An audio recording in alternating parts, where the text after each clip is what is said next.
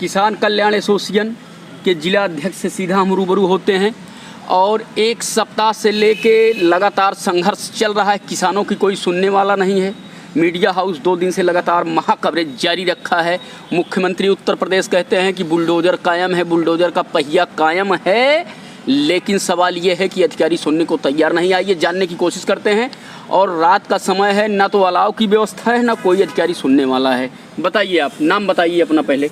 महोदय, मेरा नाम लक्ष्मी नारायण पांडे है। मैं इस किसान कल्याण एसोसिएशन का जिला अध्यक्ष हूँ जी। आज हमें दुख इस बात की है जी कि जबकि इस धरती का देश का मालिक किसान है। हाँ। जो किसान अन्नदाता है, एक तरफ खेत में मेहनत मजदूरी करके अपना खून पसीना जला करके देश के समस्त लोगों का पेट भरने का काम करता है जी। दूसरी ओर यही किसान मतदाता है, अपना एक एक मत दे करके प्रधान और प्रधानमंत्री बनाता है जी।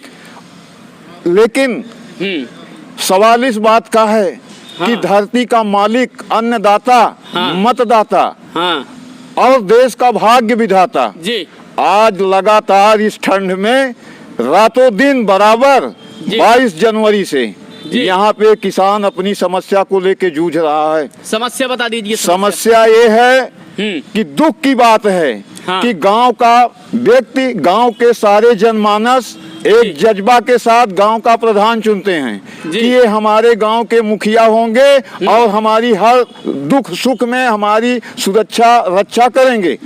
लेकिन आज एक निकम्मा गांव का प्रधान, जबकि वो उसे गर्व है कि मैं कुर्सी पर हूँ, लेकिन वो कुर्सी किसानों ने दिया है, गांव के लोगों ने दिया है। गांव कौन सा है? गांव दर्रा पंचायत है, थाना उदयपुर है, ब्लॉक सांगीपुर है, जनपद प्रतापगढ़, तहसील लालगंज का मामला है जी भाई।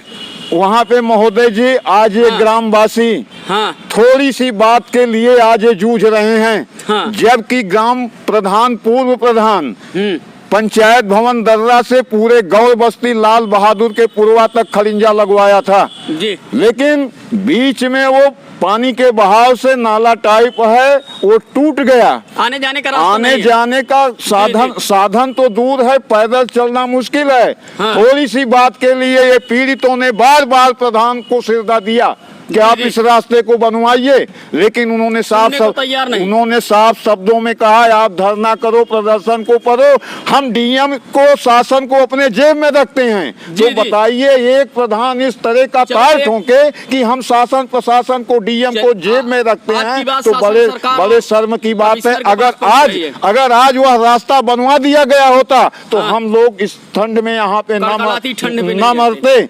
लेकिन हमने 27/12/2024 को यहाँ पे ज्ञापन दिया था जिलाधिकारी महोदय को। नहीं सुनवाई हुई तो सुनिश्चित डेट के अनुसार 22 जनवरी से शांतिपूर्ण तरीके से अपनी मांग को लेकर के यहाँ पे हम शासन का दरवाजा ठोक रहे हैं, उनसे निवेदन कर रहे हैं। हमने जाके 24 जनवरी को स्वयं जिलाधिकारी महोदय से मिले और अपनी समस्याओं को अवगत कराते हुए उनसे हमने मांग किया कि महोदय जो आपके बस में हो वही निस्तारण कर दीजिए, हम लोग शासन घर चला जाएं। दूसरी मांग बताइए। लेकिन ना तो वो जांच कराने के लिए तैयार हुए, कहा कि हम प्रधान की जांच नहीं करा पाएंगे। आज बड़े शर्म की बात है, एक जिले का जिला कलेक्टर और ऐसा किसान को कहे कि मेरे बस का नहीं है, कुर्सी छोड़ देनी चाहिए, दूसरे जिलाधिकारी आए। दूसरी मांग आज किसान के अंदर ज्वाला धतक रही है, क्योंकि हम पीड़ा है, आपकी दर्द है, मुख्यमंत्री जी हमें दर्द है, ना तो हमें रास्ता मिल रहा है, ना तो सरकार आज कहती है कि गांव के लिए शौचालय भेज रहे हैं, रास्ता दे रहे हैं, बिजली दे रहे हैं, पानी दे रहे हैं। हमारी समझ में क्या आ रहा, हम ग्रामवासी क्या जाने। दर्रा में जाकर के जांच करें, खुली चेतावनी कर रहे हैं। अगर 50 शौचालय अगर मिल जाएंगे तो मैं उसी दिन से जिलाध्यक्ष पद से त्याग पत्र दे दूंगा। चलो, दूसरी मांग क्या है? आवास अगर मिलना है, आवास देना है तो गरीब से 20,000 रुपया जब प्रधान को मिले तब उसे आवास मिले। अगर उसके पास 20,000 रुपया देने को नहीं है तो उसका धन, उसका आवास पूंजीपति ले रहे हैं। इस तरह की व्यवस्था है। दूसरी मांग बताओ अपनी।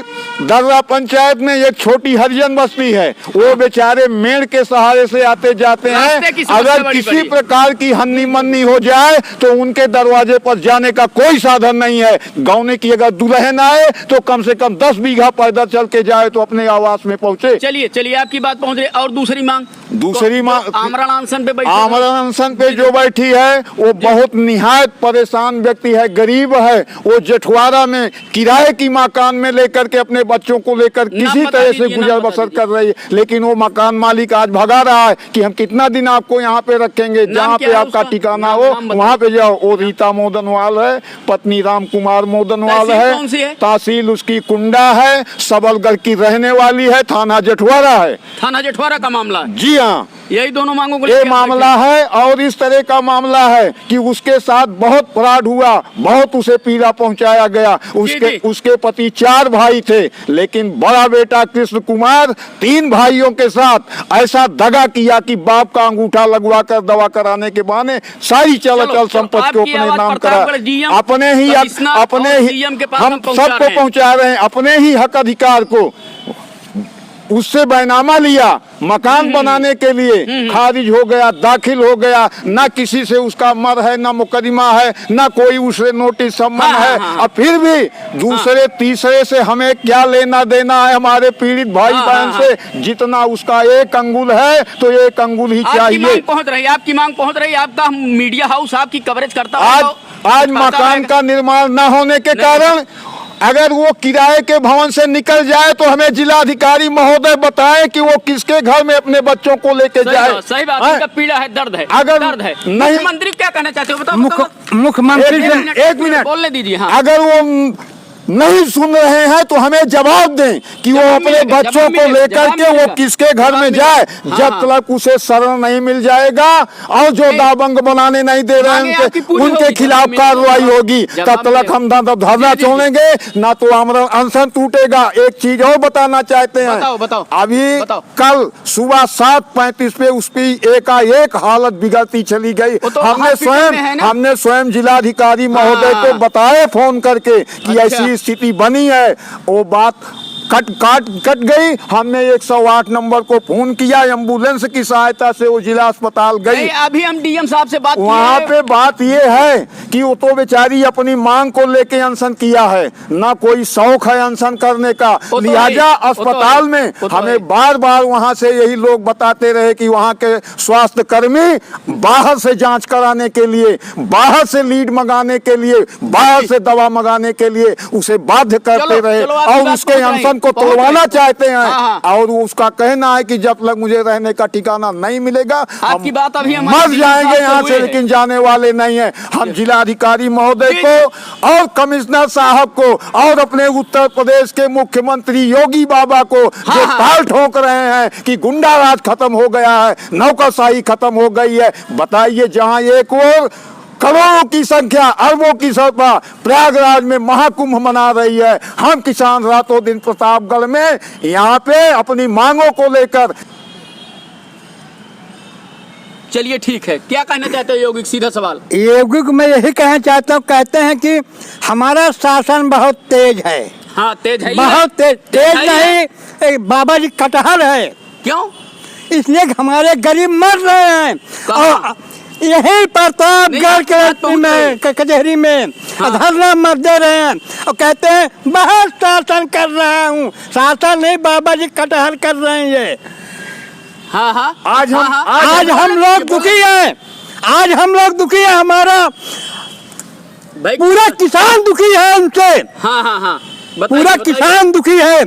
बताइए, अधिकारी बिक जाते हैं और प्रधान बिक जाते हैं, सभी बिक जाते हैं। कहते हैं शासन मेरा बहुत तगड़ा है, बहुत तगड़ा है।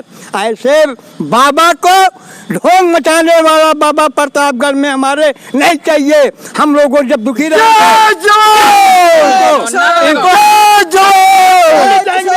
हमारी मांगे पूरी हो, मजबूरी हो, हमारी मांगे पूरी हो, मजबूरी हो। किसान एकता जिंदाबाद, बाबा किसान एकता जिंदाबाद, जिंदाबाद जिंदाबाद। हमारी मांगे